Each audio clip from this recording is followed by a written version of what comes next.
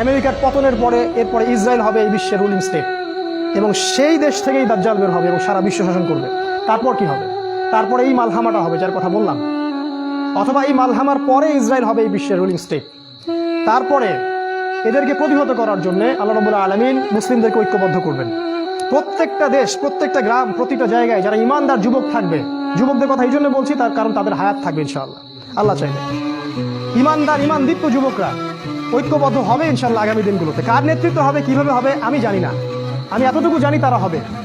কারণ আল্লাহ রাব্বুল আলামিন তার নবীর মাধ্যমে জানিয়েছেন এই বাংলাদেশ বলেন, পাকিস্তান, আফগানিস্তান, এই পুরো জায়গাগুলো, ইন্ডিয়া, এই জায়গাগুলো থেকে যুবকদের অনেক কাফেলা আসবে এবং তারা ইমামুল মাহদির সাথে যুক্ত হবেন।